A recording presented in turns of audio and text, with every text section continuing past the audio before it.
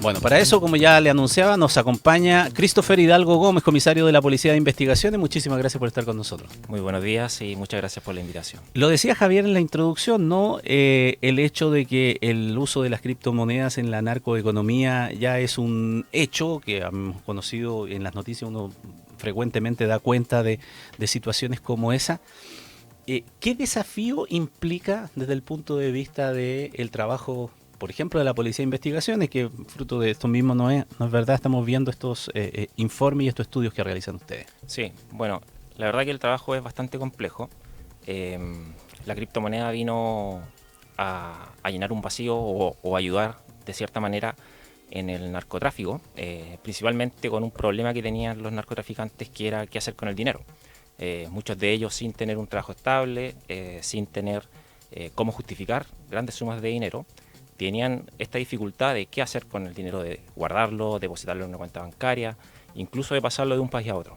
Y la criptomoneda de cierta manera les ha ayudado a traspasar fronteras, en muchos casos sin ser detectados por las autoridades fiscalizadoras, y aprovechan sus características. Entonces los grandes desafíos hoy en día son tecnológicos, que donde se ha invertido bastante, la Policía de Investigación ha invertido bastante en la adquisición de herramientas tecnológicas, en capacitación, justamente para lograr este hallazgo de la criptomoneda, detectar el uso de la criptomoneda en las actividades ilícitas. Pero el desafío sigue siendo ese, sigue siendo el llegar a tiempo, por ejemplo, a una incautación de criptomoneda, porque muchas veces logramos, a pesar de las características que tiene la criptomoneda, logramos detectar o trazar el movimiento del flujo de este dinero. Sin embargo, cuando llega el momento de la detención, es posible de que esos dineros ya no están en cuentas nacionales, de que fueron traspasados quizás al extranjero, a un país donde no tenemos un convenio internacional, donde no podemos solicitar una ayuda internacional, o quizás en otro caso puede ser que realizamos la detención, pero como funciona este dinero que no es visible, mientras esa persona está detenida, puede haber otra persona con la llave de acceso de ese usuario que esté en otra parte del mundo con un dispositivo con internet y pueda hacer la extracción de esa criptomoneda. Entonces los desafíos siguen siendo tecnológicos de momento, siguen siendo en aumentar las capacidades de la detección y de la incautación, pero también en llegar a tiempo a lograr requisar estos bienes, que en el fondo es un desafío que tenemos como país y como institucional, de desbaratar la economía del narcotráfico, de desbaratar la economía del crimen organizado, para de cierta forma debilitar su poder de funcionamiento. Ahora, desde el punto de vista de el hecho de la habitualidad que se ha ido dando en este tema, si pudiésemos colocar no sé, pues, alguna fecha o algún año de cuando comenzó esto a ser mucho más visible ya en las investigaciones policiales en curso. Sí, nosotros realizamos un estudio el año 2024, que fue un estudio que se realizó en la Academia Superior, mientras realizaba un curso para oficial graduado, y este curso contempló los años 2019 al 2024, a mediados del 2024. ¿Ya? Ahí analizamos en profundidad 16 casos donde habían la presencia de criptomonedas, o al menos se detectó el uso de la criptomoneda. Y desde ese estudio, al menos desde el año que comenzamos, desde el 2019, ya habían casos donde los delincuentes habían reconocido incluso haber utilizado criptomonedas para adquirir drogas desde el extranjero e importarlas a territorio nacional. Sin embargo, hay un caso emblemático que ocurre en Valdivia el año 2020, que se inicia a raíz de una cooperación internacional que otorga el FBI por un chileno que estaba realizando, por ejemplo, tráfico de estupefacientes desde su computador en Valdivia, y que lo realizaba entre diferentes estados en Norteamérica. O sea, él desde su casa realizaba el tráfico de estupefacientes sin estar presente en Estados Unidos, y operaba para la compra y la venta de los estupefacientes en ese país. Y esa persona operaba con criptomonedas. Y luego en el año 2021 se realiza por lo menos la primera incautación de criptomonedas por parte de la Brigada de Lavado de Activos de la Policía de Investigaciones de Chile, que marca un hito y un precedente, al menos en la región en Sudamérica. Y comienza a ser uno de los primeros casos donde tenemos la incautación. Hoy en día es mucho más visible la criptomoneda por lo que decía antes. La policía ha invertido bastante en tecnología para detectar el uso de la criptomoneda, para buscar su incautación, para poder cumplir con los desafíos que nos exige la sociedad y la delincuencia que está utilizando estos medios para cometer sus delitos. Y ha ido derivando la etapa del uso de la criptomoneda en esta comisión de ilícitos desde el uso para la compra o adquisición sencillamente hacia el ocultamiento de los recursos ilícitos obtenidos del negocio.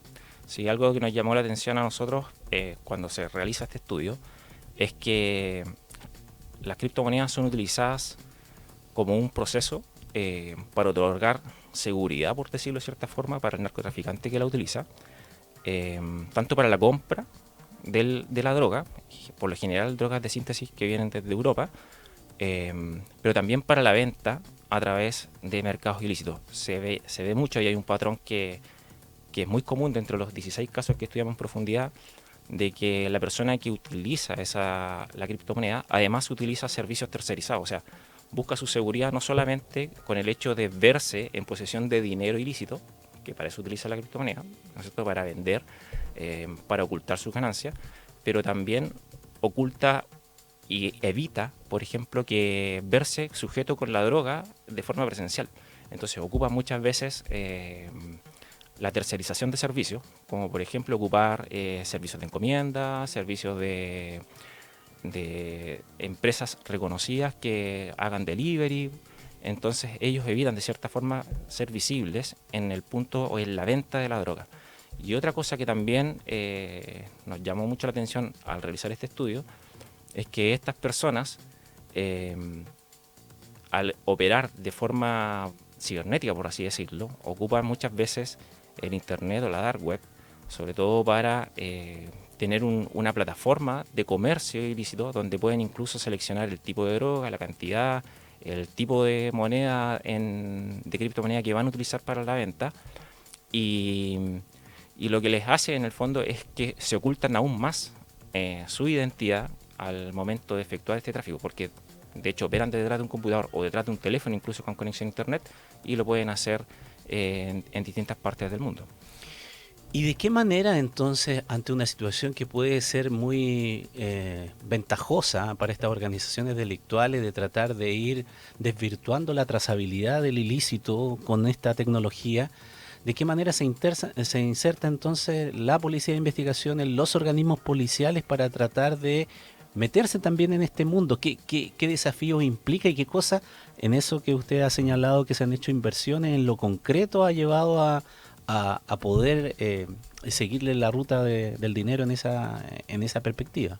Sí, la verdad que viene desde hace bastante tiempo, vienen recomendaciones internacionales de Naciones Unidas contra la droga y el delito, que ya desde el año 2018, 2019, que empiezan a alertar, que empiezan a avisar de cierta manera que las policías necesitan actualizar y los gobiernos necesitan actualizar sus sistemas políticos, y algo que al menos ha estado presente acá en Chile. También tenemos una regulación que se ha hecho con la ley FinTech, donde se viene como un poco a regular a las empresas que operan las criptomonedas en Chile, lo que ha permitido también aumentar por parte de la policía a través de estos mecanismos, como les decía, donde se ha comprado tecnología, donde se ha invertido en software para la trazabilidad, o donde se ha invertido también en la capacitación de funcionarios que incluso han participado en equipos internacionales, justamente para lograr operar con la incautación de las criptomonedas. Y hoy en día, sobre todo equipos de la Brigada de Lavado de Activos y del Cibercrimen, tienen bastante capacitación en lo que es el trabajo con la criptomoneda y para lograr este hallazgo y esta incautación. Además, hay varias recomendaciones y protocolos para lograr detectarla en los diferentes crímenes, no solamente en los que se asocian al crimen organizado. ¿Lleva esto a tener que utilizar la misma tecnología y la forma en que se ha ido instalando este tipo de transacciones para la policía de investigación en su labor diaria? Me refiero a que ha habido notas de prensa incluso donde se ha señalado que esto ha llevado a que la policía o los organismos persecutores tengan que verse obligados a abrir una especie de billetera virtual. ¿Está bien dicho aquello? Y si eso es así, ¿qué significa? Claro, lo que pasa es que el dinero o la criptomoneda, propiamente tal, es un dinero invisible que opera por decirlo de cierta forma, es un registro que se lleva en una blockchain, que es la cadena de bloques donde opera la criptomoneda, que es todo virtual. Y el dinero virtual, así como uno almacena dinero en su billetera, uno tiene que contar con una billetera. Entonces estas billeteras también son virtuales. Y existen dos tipos de billeteras. Está la billetera virtual, que es la que uno opera a través de internet, con un computador o con un teléfono. Y ahí hay otro tipo de billetera que es una billetera fría, que esta se opera a través, por lo general, es como una especie de pendrive. Entonces, no es más que otra cosa que una clave de acceso para hacer la transferencia de las criptomonedas. Entonces, claro, la policía y el Ministerio Público ahora se han enfrentado a este tipo de modalidad de transferir el dinero y de ocultar el dinero. Ha tenido que también actualizarse y buscar la forma de lograr esta incautación. Y esta incautación se hace justamente teniendo una billetera virtual o una billetera fría que permita hacer el traspaso de las criptomonedas desde la cuenta de los criminales hacia una cuenta segura que ya hace unos años atrás también el Ministerio Público abrió su propia billetera virtual para incautar los bienes en un caso en Tarapacá donde había presencia del Tren de Aragua, por ejemplo. Ya, o sea, a ver si entendemos bien. Si no ingresara a este mundo de esa manera, sería imposible que tal vez al momento de desbaratar una organización criminal, en donde se entra a un lugar, qué sé yo, se allana, se incauta material, dinero en efectivo, producto también del ilícito, pero se tiene también la certeza de que esto ha sido traspasado en criptomoneda. ¿Sería imposible poder acceder a aquella e incautar ese dinero encriptado de esa manera? Claro, en la parte, hoy en día con la tecnología que existe, tiene que pensar de que la criptomoneda es tan valorada justamente por la seguridad que tiene. Por eso que la gente la utiliza mucho y por eso que tiene el valor. Y los intentos incluso de hackeo de las cuentas de Bitcoin o de criptomonedas son inmensos, pero no se logran justamente por la tecnología del blockchain que tiene. O sea, se han hackeado exchanges, se han hackeado que son las empresas o compañías que finalmente le proveen el servicio a la gente, pero la cadena de bloques, que es lo puro de la criptomoneda, eso es prácticamente imposible con la tecnología que hay hoy en día de hackear. Y por lo mismo de incautar de forma coercitiva. Claro. Por lo tanto, el trabajo que se debe hacer investigativo para lograr llegar justamente a las cuentas y obtener ese dinero requiere de diferentes técnicas investigativas y requiere también de peritajes, de análisis que logren determinar los accesos y obtener esas cuentas para extraer esas criptomonedas que son obtenidas con dinero ilícito. Pero me imagino que tiene que ser extremadamente difícil si es que, por ejemplo, en el trabajo investigativo no hay cooperación de los involucrados. Por ejemplo, no sé si se llega al punto de entregar en la incautación, producto de la investigación y de la certeza que hay ya, las claves para poder acceder a aquellos, porque si no uno pensaría, siendo muy neófito en la materia, que si la persona sencillamente se niega o trata de ocultar esto, bueno, tal vez caerá, pero ese dinero va a quedar allí. Va a ser muy difícil de poder nuevamente traerlo a resguardo. Claro, y por eso que también se intenta congelar las cuentas de criptoactivos en muchos casos, teniendo la colaboración de las exchanges que operan en territorio nacional. Ahí voy, eso requiere no solamente el trabajo de una entidad, sino que un trabajo bien mancomunado. Exacto, sí, exacto. O sea, y ahí está lo complejo y los desafíos que tenemos también para seguir enfrentando este fenómeno, porque efectivamente existen métodos para operar con empresas que no sean de territorio nacional. La gente que opera computadores y que sabe bien de informática, quizás con un conocimiento medio a superior, sabe bien que puede operar su computador desde este territorio y hacer cuenta como que está operando en otro país, en un paraíso fiscal, por ejemplo, con una empresa que quizás no funciona en Chile, pero sí funciona en otro país, y empresas que quizás no tienen colaboración con Chile en cuanto a lo que es materia penal.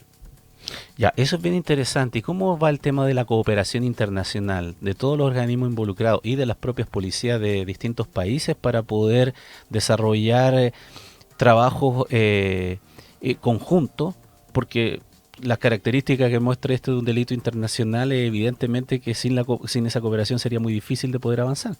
Sí, bueno, eso la verdad no fue parte del estudio que realizamos en el análisis de la de la academia que hicimos en el trabajo de la criptomoneda. Sin embargo, tengo conocimiento de que efectivamente existen trabajos de colaboración por parte de la policía. De hecho, como le mencioné, hay agentes de la PDI que trabajan en colaboración con otros organismos internacionales, del Ministerio de Justicia en Estados Unidos, con el FBI, y que operan a red latinoamericana y que se están preparando justamente para cooperarse entre policías. Y entre el Estado también ha hecho varios tratados internacionales, el Ministerio Público también, que es quien ha hecho varios tratados también a nivel sudamericano, al menos, para la colaboración en los diferentes delitos, no solamente asociados a la criptomoneda, sino que en los diferentes delitos. En perspectiva de lo que viene, en el estudio ahondaron un poco más en los desafíos futuros, más allá de lo que se ha avanzado hasta este instante para combatir este delito. Dentro de los desafíos y las propuestas que tenemos en este estudio, además de la tecnología y de la preparación para los funcionarios, creo que nos abre también un poco los ojos quizás a los policías, a los que operan en el día a día en el terreno, un poco a darnos cuenta de que la criptomoneda es una realidad, de que se está utilizando tanto para el narcotráfico, pero también para otros delitos. Entonces, como decía antes, es necesario actuar con rapidez ante la presencia de la criptomoneda y por lo tanto es también un llamado a acelerar los procesos en cuanto a la detección de la criptomoneda, pero en el ámbito investigativo de diferentes delitos. Y en eso es lo que también hemos estado trabajando en diferentes unidades policiales, no solamente las que se asocian más al lado de activos. Por ejemplo, actualmente yo me desempeño en una brigada de homicidios y también estamos atentos a la presencia de homicidios que puedan ser cometidos, por ejemplo, por encargo, que puedan tener una transacción de criptomonedas. Y esto se hace justamente con ese foco, o sea, estar atentos a que efectivamente la criptomoneda es una realidad, que está presente en los delitos, que viene desde hace varios años presente y que quizás antes no se detectaba porque no era tan masificado y porque no había la tecnología para poder hacerlo. Pero hoy día sí tenemos al menos tecnología para poder hacer una trazabilidad. Es bien interesante lo que señala porque uno cuando hace esta asociación de inmediato lo liga tal vez justamente con delitos como el narcotráfico, ¿ah? Pero, o sea, ya es de uso más extensivo entonces en el ámbito delictual para pagar otro tipo de transacciones, no solamente Sí, venta de estupefacientes. como antecedente, bueno, la criptomoneda, el Bitcoin, que la primera criptomoneda nace en el 2009, Ujú. el 2010 se utiliza por primera vez para hacer una compra de un producto en Estados Unidos, donde compran una pizza como por 2 o 3 Bitcoin, que en esos años costaba muy poco el Bitcoin. Pero en el 2011 ya nace un mercado ilícito, que era Silk Road en Estados Unidos, y en ese mercado ilícito, que operaba en la dark web y operaba a nivel mundial, se podía comprar pornografía, se podían comprar armas, pasaportes, prostitución. Lo que usted se imaginara aparecía en ese mercado, estoy hablando del 2011, a nivel mundial. Entonces, claro, la criptomoneda no es que sea mala o buena, pero así como hay gente que utiliza el dinero de forma incorrecta, Claro. también la criptomoneda se ha utilizado para comprar delitos, cometer delitos y lavar el dinero.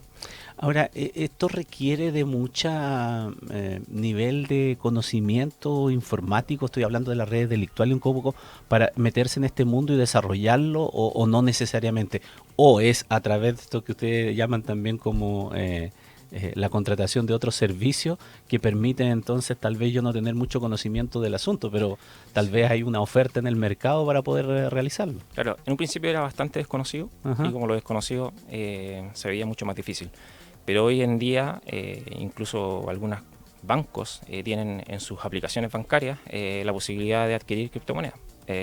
Y con esas criptomonedas uno puede operar de forma muy sencilla. O sea, existen varias cuentas que, como le decía, que son estos servicios, son las exchange, que en el fondo es más que una plataforma o, por decirle de cierta forma, como un correo electrónico donde uno accede, coloca su clave y ya tiene una billetera de criptomonedas y puede hacer las transacciones. Puede comprar productos lícitos, como también estos productos ilícitos en mercados ilícitos, o hacer transferencias de una persona a otra de estas criptomonedas. Así que hoy en día se ha vuelto mucho más accesible para las personas y no es tan tecnológico ni tan complejo hacerlo. Es que para qué sé yo, para una población tal vez mayoritaria, hablar de estos temas parece que fuese una situación cibernética ya de alto nivel, que tal vez no se detecta que está ya súper presente en el diario vivir, de forma lícita, obviamente, operando para las transacciones, pero con todas las posibilidades que le da también a las organizaciones delictuales de tener una vía más para hacer también sus negocios. Claro, de hecho hay países que bueno han adoptado diferentes posturas respecto a qué hacer con la criptomoneda. Hay algunos que la han prohibido, otros que la han regulado. Y tenemos, por ejemplo, el caso de El Salvador, que la ha adoptado como una moneda de Claro. uso normal y la gente puede ir a comprar el pan, lo que sea, a través de una criptomoneda. Claro que sí.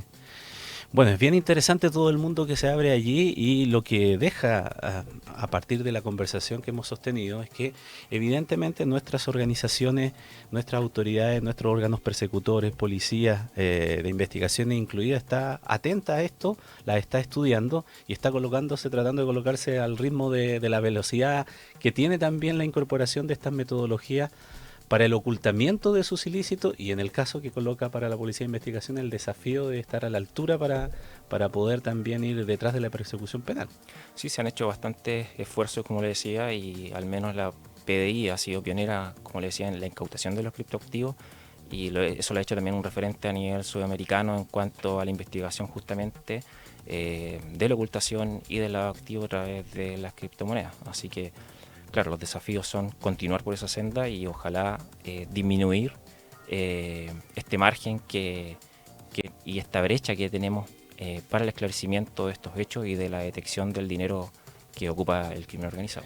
Bueno, y de hecho estaba leyendo ahí un poco en la cronología, ¿no? Que ya desde el año 2022 que se han obtenido a través de las investigaciones policiales y de la persecución penal condenas por lavado de activos comprobándose el uso de criptomonedas. Así es. Sí. Se han logrado condenas al respecto. Sí, como le decía en el caso de Valdivia, que esa tuvo una sentencia en el año 2022, efectivamente se comprueba y hay una condena por ese hecho, donde efectivamente la persona había adquirido ganancias a través de la venta de estupefacientes y había utilizado esas ganancias depositando las criptomonedas en cuentas bancarias nacionales y utilizando esos dineros para su servicio.